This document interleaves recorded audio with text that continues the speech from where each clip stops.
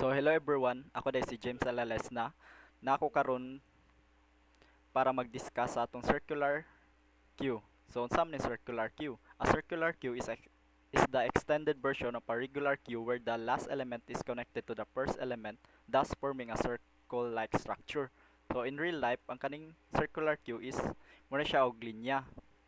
Is kung ikay una naabot, ikaw giuna i-entertain. So first come first serve.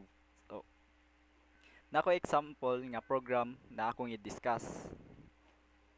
So, una kay nata mag-declare tog public class na ato pangalan og queue under niya natay variables nga naka-private. So, na max, int array, front, rare og item count. So, naka-private man ni siya. So, under sa public class nato nga queue siya magamit. Dili na pwede siya magamit sa uban. So, sunod kay naatay another public queue nga class na under niya na ay constructor. So dire gi-initialize sila nga max is equals to size and array sa new int max front 0 rare minus 1 and count equals to 0. So natay insert method. So under the insert method kay i-check sa to ang nato ang queue kung puno na siya. If the ang rare sa tong index kay nasa tong end sa tong array kay mo wrap around ni siya sa atong beginning sa atong array. So mo increment dayon nato ang rare og item count. Next we have int remove method niya. Mo ni ang method niya gamito nato para mo remove og data sa ato ang queue. So ang ayang i-remove ani is mo ni ang una sa ato ang queue. Dayon if the front of the index is mo reach na sa end sa atong array kay mo increment dayon atong item count. So i-return din niya ang data. Sunod kay we have inpick na method. Ang kaning inpick na method mao ni mo return sa atong element nga sa gaon na sa cube without removing it. So we have another method is empty. Ang kaning is empty mo ni ang method nga mag-check kung puno kung empty ba ang queue by comparing the item count. So i-kumpara ni sila ang ato ang queue sa atong item count. So mag-increment patana nila. So natay another method which mao ni ang is full. So ang kaning is full mag-check ni siya og puno na ba atong queue. Same ra ni sila sa SMT kung i-compare sila sa item count. Then we have another method which is int size. So int size mao ni ang method nga mag-return sa atong current number sa atong item sa atong queue.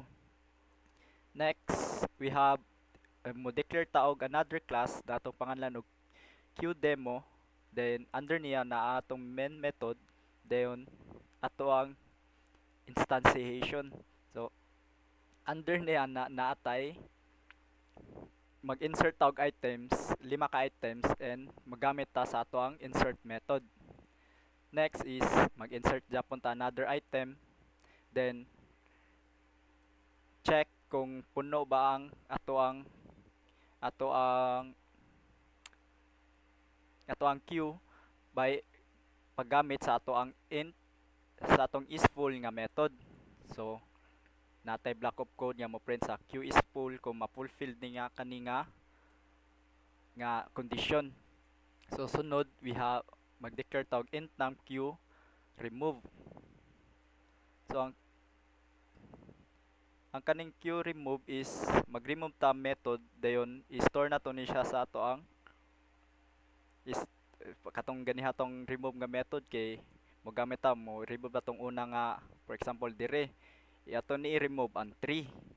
Dayon iyan ang iyang kwaon ng 3 nga data dayon mao ni siya ibutang diri sa num. So ma-print ta dayon ang element remove dayon ang katong 3. Sunod, we have another, mo insert ta sa tag another nga items. Sunod, mag-print ra ta og element at front to queue, pick, printing, another printing. Dayon, dire sa last part is mag-print is dire mag-print siya punta sa queue. Dayon tan-aw ng condition if ang queue ba nato is empty, then end queue is remove. Dayon dire mag-looping na ta antod i-print ra nato ang queue. So ato siyang i-run.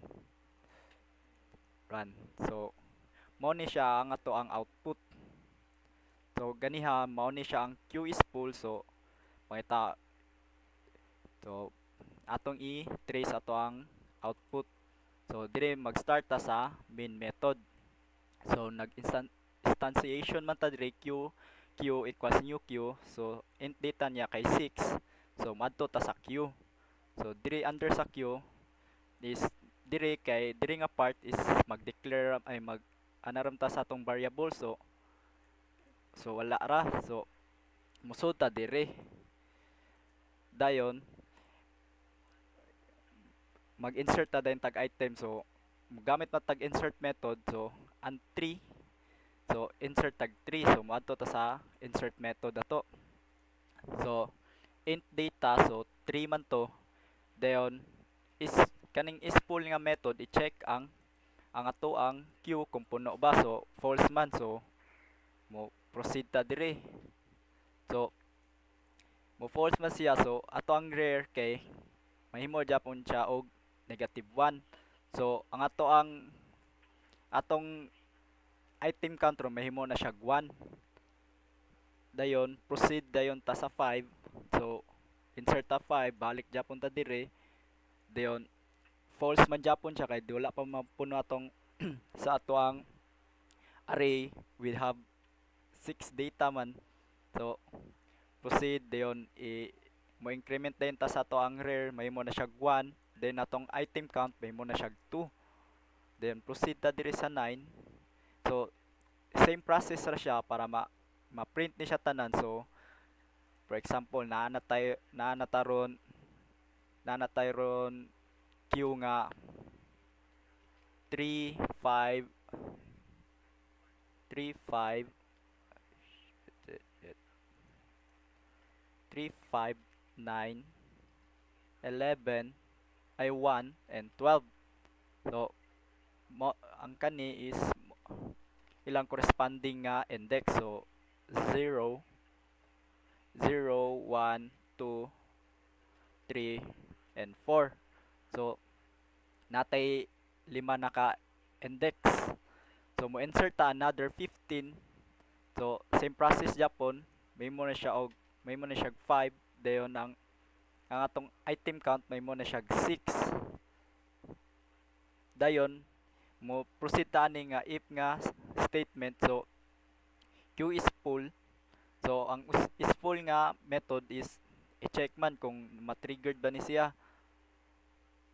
So ato ang item count kay 6 naman. So mo true ni siya dire. So mao na yung na-print ni siya ang q is full. So mao na atong nakuha nga atong output. Dayon element remove 3. So mag-remove arita sa remove nga na method. Remove. So dire int data. So ang remove na to kay masulti na ko ganiha kay ang pinakauna ra nga queue sa atong queue ang iyang i-delete. So unsa may gaon na nato sa atong data is mao to ang 3. So iya na siyang i-delete. Dayon iya ang kwaon ng iyang ang kanang nga data. Dayon kwaon na niya nga data then i-store sa num. I-store niya sa num. Dayon mo ni siya ang gamiton niya dire para ma-print ang element remove 3. So same sa element at front. So kaning element at front 5. So nag-delete man tag 3. So ang kaning 3 mawagtang na ni siya. So ma-move na ang, so silbi ang 5 na ang gaon na. So iyan mo print na siya og element at front 5. Then printing ra sa, so kani print ra ni siya dire. Dayon sa diri na sa last part sa queue. So ang queue, so natangtang naman to 3, so sa 5 na siya magsugod. Dayon, so diri kay maglooping ra siya kung i-check hantod ma empty ang iyang queue.